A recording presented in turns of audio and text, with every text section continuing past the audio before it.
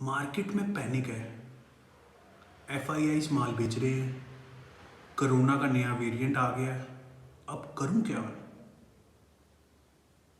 अपनी होल्डिंग्स बेच देता हूं। जब निफ्टी 7500 आएगा फिर से तब खरीद लूंगा। Hi everyone, this is नरसमा।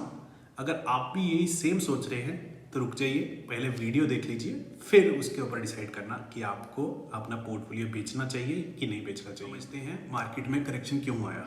उसके दो मेन कारण हैं, एक एफआईआई की सेलिंग, दूसरा जो कोरोना का नया वेरिएंट आया। एफआईआई सेल जो कर रहे हैं वो काफ़ी देर से कर रहे हैं। वो उनका ये ऐसा ही पैटर्न है, जब वो सेल करते हैं वो कॉन्टिन्यूसली सेल करते जाते हैं, जब बाय करते हैं वो कॉन्टिन्यूसली बाय करते रहते हैं। अब वो काफ़ी देर से माल बेच रहे हैं, बट रिसेंटली अभी थोड़े दिन पहले से उन्होंने ज़्यादा माल बेचना शुरू किया। 5000 करोड़ की दिन की उन्होंने बिकवाली कर दी पिछले 2 दिन में। सो अभी तक जो था वो डीआईआईज माल खरीदते जा रहे थे और रिटेल की भी पार्टिसिपेशन अच्छी थी, और डीआईआईज और रिटेल ने ही मार्केट को संभाल के रखा है। अब सेकंड जो रीज़न है वो है कोरोना का नया वेरिएंट। कोरोना का नया वेरिएंट आया है, उससे पैनिक क्रिएट हो गया है, राइट। एक बात आप समझ लीजिए, जो न्यूज़ आपको पता है, मेरे को पता है, सबको पता है, वो मार्केट में ऑलरेडी फैक्टर्ड है। मार्केट उसको पहले से ही फैक्टर करके चल रहा है। सो इसका मेन कारण ये है, कोरोना कोई नई चीज़ नहीं है। जब कोरोना पहली बार आया था तब मार्केट को अनसर्टेनिटी थी कि आगे क्या होगा, बट ग्लोबली हर कंट्री ने उसको अच्छे से हैंडल किया। हमारे पास काफ़ी सारी वैक्सीनेशंस हैं, हमें प्रिकॉशंस पता है, मास्क पहनने हैं, दूरी बना के रखनी है, सैनिटाइजर यूज़ करना है, we know all the precautions, ठीक है। अब हमारे साथ उसकी मेडिकेशन भी आ रही है, नेजल स्प्रे आ रहे हैं, एट्सेट्रा एट्सेट्रा। सो ये जो मार्केट करेक्शन थी वो एक रनिंग करेक्शन थी। बुल मार्केट में अक्सर ऐसा ही होता है, जब भी बुल मार्केट आती है, बुल मार्केट की जो करेक्शन होती है वो फास्ट और फ्यूरियस होती है, जल्दी से आएगी, जल्दी से चली जाएगी, राइट। इसने माल खरीदने का मौका नहीं दिया किसी को। आज 17,000 पे खुली थी, 16,800 का लो बनाया, उससे से ऊपर रिटर्न करके 17,000 पे घूमती रही आज की अगर आप कैंडल देखोगे।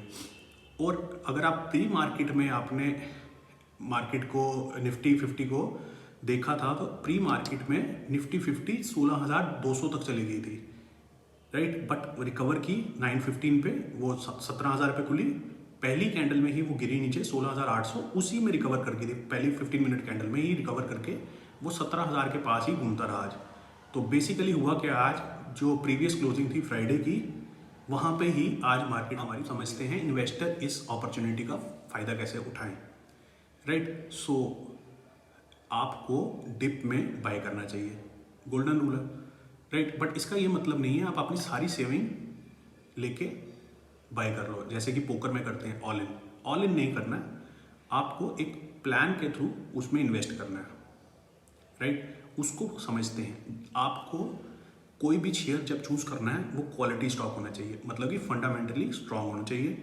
दूसरा है, जिससे आपके पैसे बनेंगे लॉन्ग टर्म में, आपको उसमें क्वांटिटी ऐड करनी है। ये आज एक मौका था क्वांटिटी ऐड करने के लिए। ये आप एक रूल, आप हर एक के लिए, आपके लिए इम्पोर्टेंट है। आप जब भी कोई शेयर में पैसे लगाना चाहते हैं, उसमें 2 चीज़ें आपको देखनी है, एक क्वालिटी, दूसरी क्वांटिटी। क्वालिटी मतलब कि आपको स्टॉक देखना है, वर्थ है कि आप उसको अपने लॉन्ग टर्म पोर्टफोलियो में रखें। आपके पोर्टफोलियो में रहने के लिए वो वर्थ है। आपको उसका क्या लगता है, वो 5 साल के बाद कंपनी क्या करेगी, आपको बिजनेस के पर्सपेक्टिव से सोचना है। उसमें आपको मैनेजमेंट चेक कर सकते हो कि उसकी मैनेजमेंट कैसी है, उसकी मैनेजमेंट की कमेंट्री क्या आ रही है, उनकी प्रोडक्ट या सर्विसेज कैसी हैं, उनके पास कोई कॉम्पिटिटिव सस्टेनेबल एडवांटेज है जिसको हम मोट बोलते हैं, वो है। उस चीज़ को समझ के आपको इन्वेस्ट करना है। मैं अपने 10% ऑफ पोर्टफोलियो से ज़्यादा किसी भी स्टॉक में एक्सपोजर नहीं करता। उसका मतलब है, जैसे कि मेरे अगर पोर्टफोलियो की वैल्यू है 10 लाख रुपीज़, तो मैं 1 लाख से ज़्यादा किसी भी शेयर पे नहीं लगाऊंगा, इन्वेस्ट करूंगा, मतलब कि, और वो 1 लाख मैं एक बारी में नहीं डाल दूंगा, उसको मैं 4 बार में डालूंगा, उसको मैं 25% करके डालूंगा। मतलब कि क्वालिटी स्टॉक है, उसके फंडामेंटल अच्छे हैं, मुझे पसंद आया, मैं उसको ऐड करना चाहता हूँ अपने पोर्टफोलियो में, मैं उसमें पहली इंस्टॉलमेंट डाल दूंगा। उसके बाद मैं वेट करूंगा किसी भी डिप का। जब भी मुझे डिप मिलेगी अपनी सेकेंड इंस्टॉलमेंट डाल दूंगा, जो कि आपके लिए आज थी, राइट। सो आपको इस अपॉर्चुनिटी का यूज़ करना था to put in your second instalment. अब निफ्टी 50 को एनालाइज कर लेते हैं। सो हमें जैसे कि ट्रेंड दिख रहा है, नीचे का ट्रेंड है, यहाँ पे इसने टॉप बनाया है, टॉप बनाने के बाद नीचे को आ रही है, तो मतलब कि शॉर्ट टर्म जो ट्रेंड है वो बेरिश है डेली कैंडल पे, जो हमें डेली चार्ट में दिख रहा है। सो इसको हम ट्रेंड लाइन के थ्रू भी समझ लेते हैं। ट्रेंड लाइन बन गई है ये हमारी आ गई ट्रेंड लाइन।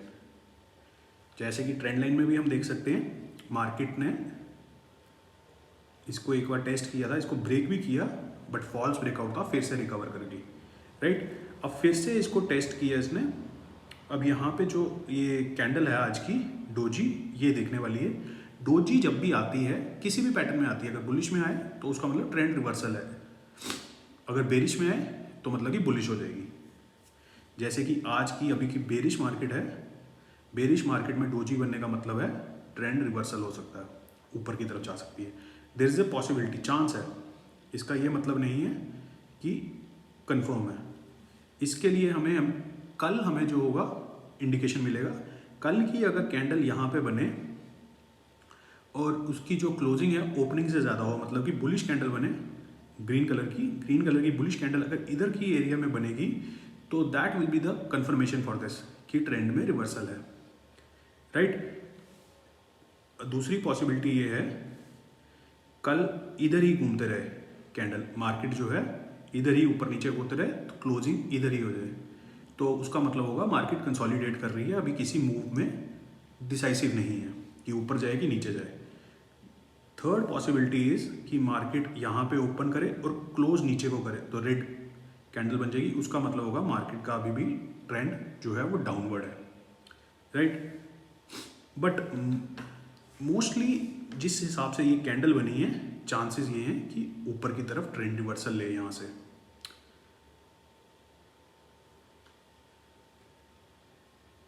उसी हिसाब से आप अपने कल के ट्रेड्स भी पार्टिसिपेट कर सकते हैं।